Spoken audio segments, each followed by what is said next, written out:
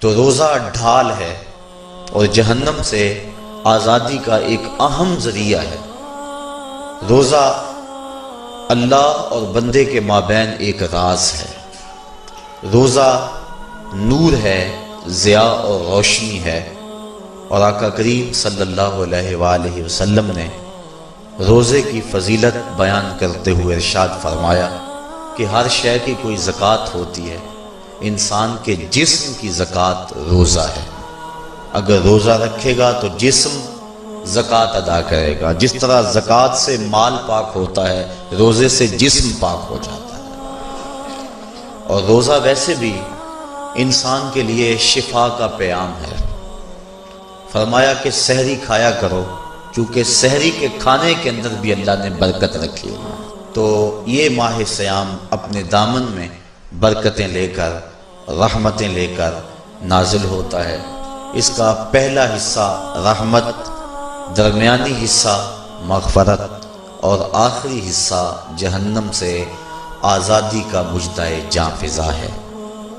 حدیث میں آتا ہے کہ اللہ نے میری امت کو رمضان المبارک کے روزے کے حوالے سے 5 چیزیں ایسی عطا کی ہیں جو اس سے قبل کسی امت کو نصیب نہیں ہوئی۔ ایک تو یہ کہ رمضان المبارک کے اندر روزہ رکھنے والے کے معدے سے جو بو نکلتی ہے، اللہ کو وہ مشک سے زیادہ محبوب ہے۔ دوسری بات کہ جب ماہ سیام آتا ہے تو شیاطین کو جکڑ دیا جاتا ہے۔ تیسری بات کہ روزے دار جب تک روزے میں رہتا ہے، فرشتے اس کے لیے مغفرت کی دعائیں کرتے رہتے ہیں۔ اور چوتھی بات، جب ماہ سیام کی آخری رات آتی ہے تو اس کے سارے گناہوں کو بخش دیا جاتا ہے اور اس کو جہنم سے آزادی کا پروانہ مل جاتا ہے۔ بلکہ ایک صحابی نے حضور سے عرض کی کہ آقا کریم، جو یہ جہنم سے آزادی کا پروانہ مومن کو ملتا ہے تو کیا یہ لیلۃ القدر کی رات ہے؟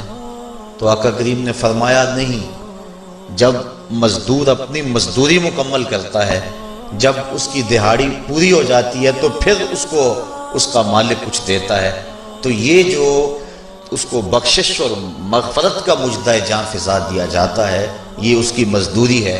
اور فرمایا کہ جو لیلۃ القدر کی برکتیں اس کو حاصل ہوتی ہیں، یہ اس کے علاوہ ہیں۔ اور یہ اللہ تعالیٰ جل شانہ نے خاص کرم نوازی فرمائی بندہ مومن پر کہ اس کو یہ بابرکت رات عطا فرمائی۔ اور 5ویں فضیلت جو اس کو دی گئی، روزہ دار کو اور حضور سے قبل جو امتوں میں لوگ روزے رکھتے تھے، یہ فضیلتیں ان کو نہیں عطا کی گئی۔ جنت کو پورا ماہ مومن کے لیے آراستہ و پیراستہ کیا جاتا ہے۔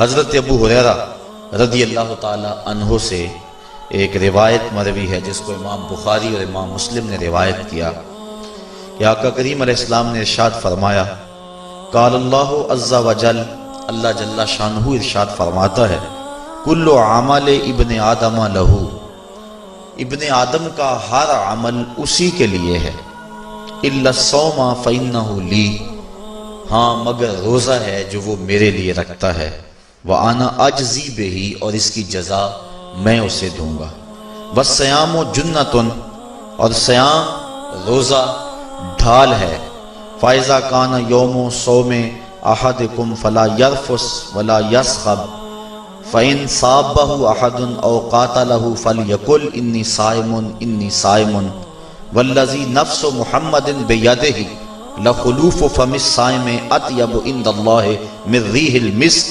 لِلصَّائِمِ فَرْحَتَانِ يَفْرَحُهُمَا إِذَا أَفْطَرَ فَرِحَ بِفِطْرِهِ وَإِذَا لَقِيَ رَبَّهُ فَرِحَ بِصَوْمِهِ۔ تو فرمایا کہ جب کوئی شخص روزہ رکھتا ہے تو اس کا یہ عمل اللہ کے لیے ہے اور اللہ تعالیٰ اس کی جزا دے گا۔ روزہ ڈھال ہے، جب کوئی شخص روزہ رکھے تو وہ اس کے اندر کوئی اللہ کی نافرمانی نہ کرے، یہاں تک کہ اگر اس کو کوئی شخص گالی بھی دے تو وہ یہ کہے کہ میرا روزہ ہے، میں صائم ہوں، میں نے روزہ رکھا ہوا ہے، یہ کہہ کے لڑنے والے کو، الجھنے والے کو ٹال دے۔ حضور نے ارشاد فرمایا مجھے قسم ہے اس رب کی جس کے قبضے میں محمد کی جان ہے کہ روزہ دار کے معدے سے جو بو نکلتی ہے اللہ کو وہ مسک یعنی کستوری کی خوشبو سے زیادہ محبوب ہے۔ اور روزہ دار کے لیے دو خوشیاں ہیں، ایک خوشی اس کو اس وقت ملتی ہے جب وہ روزہ افطار کرتا ہے، اور دوسری خوشی اس کو اس وقت ملتی ہے جب اس روزے کے صلے میں اسے اپنے رب کا دیدار نصیب ہوگا۔ یہ بات ذہن میں رکھیں کہ اس دنیا پر سب سے بڑی دولت جو حضرت انسان کو دی گئی ہے وہ دولت ایمان ہے، اور قیامت کے دن سب سے بڑی دولت جو اہل ایمان کو دی جائے گی وہ اللہ تعالیٰ کا دیدار ہوگا۔ جنت کے حور و قصور، جنت کے محلات، جنت کی اعلی نصب نعمتیں، دنیا کی کوئی دولت اور دنیا کی کوئی نعمت جنت کی کسی نعمت کا مقابلہ نہیں کر سکتی، لیکن جنت والے جنت میں جا کر جس نعمت کو سب سے بڑا سمجھیں گے، اور وہ ہوگی بھی حقیقت میں سب سے بڑی نعمت، ایسی نعمت کہ اس نعمت کے ملنے پہ باقی ساری نعمتوں کو بھول جائیں گے، وہ یہ ہے کہ رب اپنے رخ کرم سے پردہ ہٹا دے گا اور ان کو اپنا دیدار عطا فرما دے گا۔ تو یہ سب سے بڑی دولت جو مومن کو آخرت میں نصیب ہوگی یہ روزے کے صلے میں نصیب ہوگی۔ یہ روزے کا وہ ثمر ہے، یہ روزے کا وہ پھل ہے جو اللہ اہل ایمان کو قیامت کے دن عطا فرمائے گا۔